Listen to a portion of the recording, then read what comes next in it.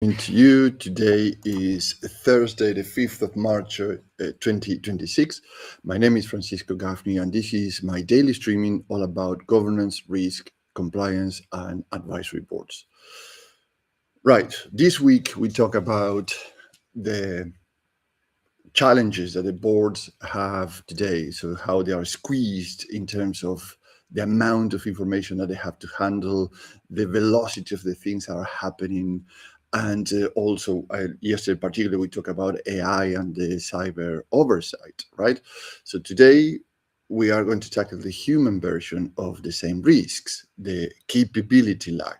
And hear me out with this one because actually it's very, very important. Capability nowadays is becoming a very, very precious asset, if you may, because things are happening so fast. And we mentioned velocity on Monday. Things are happening so fast that actually what you planned at the beginning of this quarter, and we are just in the third leg of finishing Q1 March, what you planned on beginning of this quarter perhaps will have to be changed or reconsidered, or risks that they were disregarded at the beginning of the year, now you will have to consider them. And because one change happened right away last Saturday, right, with the bombing in the Middle East. So what that means? That means actually the if you are in supply chain or energy or any other sectors, or services and products that need to go from west to east from that route, now everything is disrupted. I'm not going to be dramatic, by the way. I'm going to be like a very, very chirurgical, if you may. So where the next hub is coming, or the next distribution hub, west to east, on the other way around. Is it going to go north or is it going to go east? If you go east, the next logical place is Africa, right? And or if you go north, the next logical place, where is exactly, right? So it's a kind of a complex situation. So now you are not only considering that your company might be in their global map in a situation where say, well, how we're going to address this, the risk that we haven't considered now, they are coming into reality. For all that, you need people. So the boards are choosing experience because the world feels unstable. So that's the rationale. So, but also it's a hidden cost. And here's the thing: you say, "Oh, we need people that know how to handle these kind of things," because the silverbacks, as they call it, the people that have been around for many years and they know things and this happened before, etc., etc. But here's a challenge with that. Only 21% of the new executives appointments are first timers. So you shrink the entry points for the new thinking, right? So it's good that you have the experience, but actually, what is your succession plan here? So then the board ends up trying to govern modern risk with yesterday patterns. It's a library, but the library changed today. Is AI, is cybersecurity, is regulation shift, new operating models. People are addressing most of their business now, the new generations, with mobile phones. They are not going to anywhere else. Everything is on the mobile. Look into the WeChat in China. Literally, all your life is around the phone. Your payments, your bank account, your socials, your businesses, everything about one single application. Today we have that fragmented in the Western world, but how long is it going to be that the people start to catch up? Because the new generation wants functionality, they want speed, they want comfort, right? So the executives today that have their children, they are in the mid 30s, mid 40s. They have children now finishing mid school and going to university, or going into to upskill themselves in certain um, capabilities like welding or scuba diving for high pressures. I've just mentioned a few, it can be anything. And they are addressing their business in a different way. This is not a differentiation now in society that, as you say, the consumers before for this sector and consume this way, and consumers in this other sector consumes the other way. Now it seems actually it's a massive average in terms of consumption and accessibility to information. So that's a hidden factor you have to consider today. Plus, all the things are happening, like geopolitical situations, as we mentioned last Saturday. So, succession now needs succeeds, if you may, when you build future competence on purpose, not when you optimize for short-term comfort or wins or to satisfy the dashboard for next quarter. So that's what I'm saying when I look into, from the asset lens, our power is mean our people as an asset. And you say, well, we cannot call people assets. Let's look at this. I always remember when this conversation come through, and please believe me, it's not that we are going to anonymizing and generalizing everybody. It's more important to consider people as the asset of the company than actually trying to tag things out. And I give you an example that's coming back from the 50s. Earl Nightingale, in his audiobook, which is called Lead the Field, already mentioned this problem. A building or a warehouse or a ship or a plane or a field without people is not a business. It doesn't exist. They have no purpose. It's just that. It's a static thing that doesn't produce, doesn't transport, it doesn't manufacture, it doesn't deliver, it doesn't do anything if you don't have the people there. So that's what I mentioned. A strong people asset is your bench too. So what is the next generation coming into place? Not a single person, it's a bench, a substitutes that are coming, the next generation, the succession plan, as you want to call it. So there are three problems with this, and we likely mention all of them. I'm going to give you some reports where they are coming from. Yesterday I mentioned a term which is the flight to experience, meaning actually this is real. So if you are not on the cockpit in the controls, you cannot build experience. So the Spencer Stewart reports shows that 21% of the new executives appointed in 2025 were first-timer directors. Very good. Now it's a shocking stats only, right? That is down from 44% in 2022. No new non-executives. What that means, that actually in 4 years, from almost half of the new directors, the successions, the next generation in leading the world of business, services, and products, now shrink to 21%, to almost less than half. What is going on here? So why the next generation where is the shift, by the way, right? Why is that happening? Because the standard or traditional enterprises are changing, or because there is no renovation in the cognitive, just the cognitive thinking or diversity in the organizations. And this, by the way, this applies for large PLCs, small PLCs, small caps, private companies, or if you are the managing director or the owner of a company where you have 20, 30, 40 people in your roster, you already have to think about these things. And here's the challenge. You cannot think about these things because you are too busy, you're funneled in the next firefighting. You cannot see your company as an ecosystem with all these things I'm mentioning. That's one of the biggest challenges that you have today as a non-executive, as a C-suite, or as a owner of a company.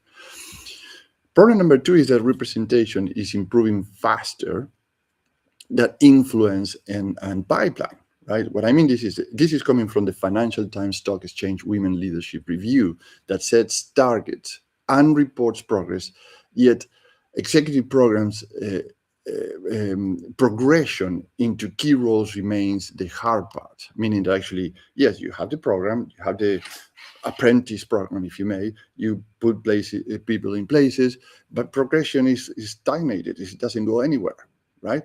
Anyway, problem number three, diversity expectations are now board basics. So the Parker Reviews tracks ethnic diversity and keeps the pressure on nominated committees to show progress and intent. You have to show progress and intent with real targets and public scrutiny, and you have public scrutiny to reinforcing your accountability on in these situations, right? Now, let's put this together. So these problems. So in other words, imagine building succession by only hiring safe hands, which is very good idea. It's like, but also it's like replacing this or replanting the same crop every year. What is going to happen with your soil, right? If you don't have a rotation, if you don't have, because you bring these safe hands all the time because it's the same field, but you have to rotate the crop at least in three different sides of the fields, and this is basic farming. Otherwise, your soil get exhausted, poorer, and then you have to start to inject things to get back the quality of the produce that you want to have or you used to have. So, as a board advisor, what I would propose to consider is the following. Number one, treat successions as a system, not a vacancy. Rather, and this is a big change because if we have a succession system, it's not another firefighter that you have to fight tomorrow or next day. You have a system, it's already working in the workflow of the things that you do. That's what I'm talking about. Your company is an ecosystem, and the advisory board is an operating system of that ecosystem. So map the next two successors for CFOs, CEOs, CTOs, and any other committee chairs that you have, or key people in your organization, and then define the experiences they need in the next 12 months or so, and start to give them some experiences, exposure to responsibilities and accountability. Number two, use targets and reporting as a forcing function. So if you want, and forcing, I don't is like something forced that they don't want to do. Forcing function mean actually this is the processes that actually create the discipline. And the discipline, I mean the capacity to understand what they do and have the cadence to do it recurrently and self-assess if they are doing right or wrong and how to improve it. That's what I'm trying forcing function.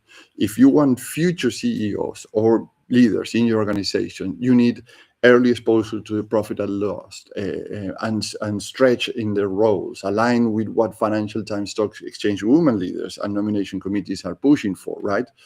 That I mentioned already, and I'm going to go through that again.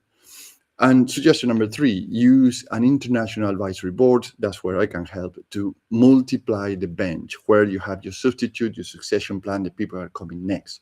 Bring in sector operators and functional specialists who can mentor, challenge, and transfer capabilities with a 6 month capacity to swap members as your organization start to stabilize and progress. It doesn't mean that your organization requires a lot of things, but actually, if your vision is still, I have to do everything myself, then think about, what about if I have an operating system where I can step out, I know where is stretching, where the system needs correction, and many times the system itself self-correct, because the same people, once they start to be trained in this methodology, they start to connect in a different ways to each other to say, if I have a constraint here, where are in the other side of the office or the workshop or the machine shop, the problem that where I can solve these, and the things start to get naturally and organically adjusting itself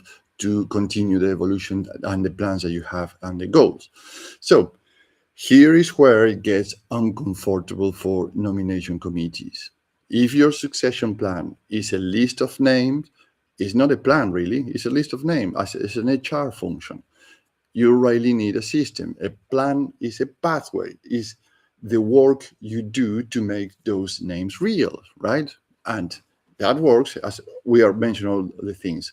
Where is the skills, the exposure, the pressure, how they handle it, etc., how you train them, how you coach them.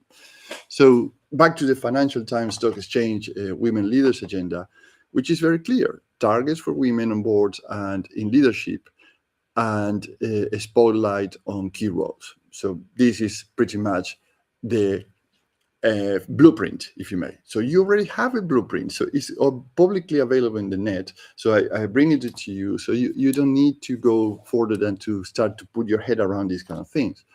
And also the Parker Review keeps diversity expectation very live every time. And then the Spencer Stewart, which is showing the board market leaning heavily towards the familiar, which is the other side of the scale, if you may. So you have the Financial Times Stock Exchange proposing things and giving a blueprint, the Parker Review keeping as a constant reminder, and the Spencer Stewart is showing where the things are still needs a bit of a balance in between the things that actually are ideal and the things that are currently happening. So let's put this into practice. So what's a board move here, or the executive team, or yourself as a business owner? So you grow capability faster than the board appointing cycle, right? So that's a big move. That's where the advisory model earns its keep too. Like an international advisory board lets you bring in a former information security officer, a digital product leader, a geopolitical operator, now very, very, very useful in these times where the things are seeing what's going to happen tomorrow. Transformation CFO, without pretending the statutory board can absorb every new domain at speed. And when I say the board, also mention the C-suite if you don't have a board, and also mention that you as an owner, if the things are changing so fast that actually you can absorb all the information to make a decision or change plan or address risk at the speed that these things are changing. So an independent international advisory board gives you also a view of the world that perhaps you today cannot, even if you have the capacity and the cognitive skills to do it, addressing the problems today is a big challenge, rather than, hold on a second, I'm going to look what's going around and see where we are in what we're doing today. You may be doing it right. I'm not saying that it's not done, but actually how easy it could be if you have a 6 people or 5 people external looking from the company from the outside in and giving you a different views of what's going on, so you can say, aha, this is much easier than I thought, because now I have a clear view that this fog in front of me, in reality, there is not a cliff, which is the biggest risk. So where you're stepping into a cliff, or you're stepping into a good ground where you can make progress and fulfill the obligations and targets of the company. So finally, this is not to replace governance, by the way. The advisory boards create decision advantage, and they make succession real by building skills into people you already trust, right? So what would you gain working with me? So it's 3 things: outcomes, differentiators, and risk reduction. In terms of outcomes, a succession operating system that builds future competence, aligns with the UK board composition realities and leadership targets. In terms of differentiator, I design a bench or a substitute team using an international advisory board tied directly to your nomination committee, skill gaps, and your next 2 successors, with a governance cadence, with a governance cadence and a clear outputs, business outputs. And in terms of risk reduction, 6 months advisory swap outs to stop dependencies and keep expertise current, while protecting the statutory board from trying to absorb every new domain under pressure. And when I say swap ups, I don't mean actually we disregard people. I mean that actually as things evolve, it's the same as the targets, then you have different needs, different capabilities. So you're not stuck and stall with a group of people. We can actually look into the capacities, leaderships, and expertises that we need, and say, okay, this member today is not doesn't add the value that we're looking for. Thank you very much. Who is the next person going to replace it, and evolve from there. So if your board wants a blunt diagnostic today, and I say board, executive team, or as a owner, ask this question: if we lose our CEO in the next 90 days, who steps in and what are they missing, right? Because it's not what anybody can step in and say, well, I'll take the leap of faith and I'll save the company. But what are they missing in terms of skills, capabilities, and experience, that actually that step in is not a impulse or emergency process, rather than something that actually can have gravitas and credibility? Because all these things, and we discussed this in terms of valuation, in terms of predictability, in terms of scaling, all are part of the organization. So you have to have a succession plan, particularly if you need to answer to shareholders, if you need to answer to investors, if you need to answer to the market. All this is part of your company brand name. It's not just the marketing and the advertising. The brand of your company, the governance, risk, and compliance of your company also is part of this succession plan. So one action you can take home today, and it's doable in 30 minutes or less, Write down your next two successors for CEOs or CFOs or whatever is a person that you think is key in the organization to continue the rhythm and the progress of the company, and list the one stretch assignment each needs to do in the next 90 days if they need to step up right away. So let's pause it here for today and reconvene tomorrow, because yesterday I mentioned capability lag. Today, your people as an asset, and the bench and substitute that your a pool of candidates that you have ready to go in the case of emergencies or projects. And tomorrow, I will close the week on directors' liability, directors and officers, and why trust, and I tap into trust a little bit today, is an asset you either insure properly or you lose publicly. And remember the stat that I mentioned earlier this week. The insolvency service disqualified 1,036 directors with a ban of 8 years in average. So this is very important, to have your teams very well aligned, very well prepared, and knowing what they are the statutory requirements and the compliance requirements that they have to fulfill.